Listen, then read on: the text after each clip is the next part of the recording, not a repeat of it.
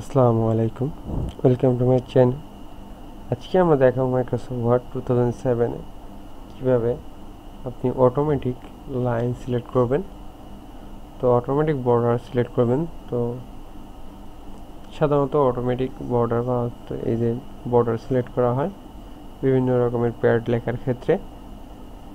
তো চলুন দেখে আসি আপনি কীভাবে আপনার প্যাডটাকে অটোমেটিক বর্ডার সিলেক্ট করবেন। তো এক্ষেত্রে আমি মাইক্রোসফট ওয়ার্ড ওপেন করলাম। ওপেন করার পরে এখানে দেখেন একটা লেখা আছে প্যাড আকারে, এখানে লেখা আছে কিছু। তো আমি সময় স্বল্পতার কারণে এখান থেকে আগে থেকে লিখে রাখছি। তো প্যাড সাধারণত এরকম হয় এবং ফ্রন্ট পেজে এখানে মার্জিন থাকে পেজ সেটআপের সাথে। তো এখানে সাধারণত একটা বর্ডার থাকে ফুটারের নিচে, হেডারের নিচে আর কি একটা লাইন থাকে। তো আমরা এখান থেকে আগে দেখেছি কীভাবে লাইন তৈরি করতে হয়। এখান থেকে আপনি এখান থেকে একটা লাইন নিতে পারেন। তো এখান থেকে আমি এই যে এই লাইনটা নেব আউটসাইড বর্ডার। তো এটা আউটসাইড বর্ডার না, এখান থেকে লাইন নিতে হবে আউটসাইড লাইন। তো এখান থেকে সিলেক্ট করতে হবে, এভাবে হবে। বাট এটা উপরে, তো এখান থেকে যদি আমি এখান থেকে সিলেক্ট করি তো এরকম একটা দাগ পেজ হবে, কিন্তু অনেক সময় এটা হবে না। সেক্ষেত্রে কি করতে হবে, আপনাকে অবশ্যই এখান থেকে আমি নন বর্ডার দিলাম, এখান থেকে আমি নন বর্ডার দিলাম।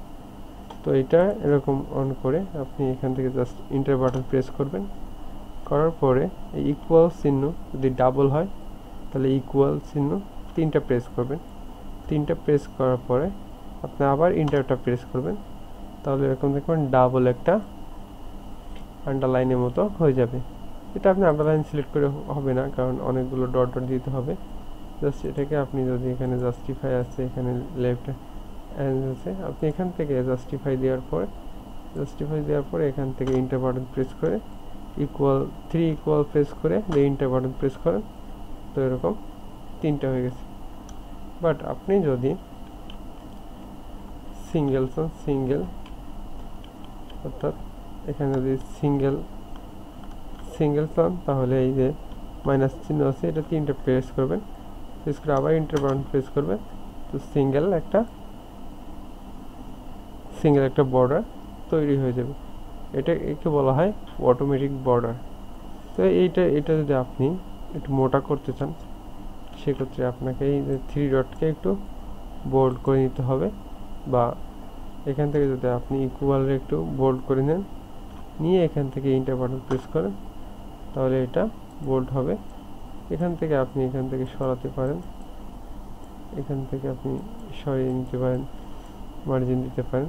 তো এটাই ছিল অটোমেটিক বর্ডারের কাজ। তো এখান থেকে আমি 3টা নিয়ে এই যে ইকুয়াল প্রেস করলে এই যে হয়ে যাবে। এভাবে এটা হলো অটোমেটিক বর্ডারের কাজ। আপনি 3টা ইকুয়াল অথবা মাইনাস প্রেস করলে এটা হয়ে যাবে।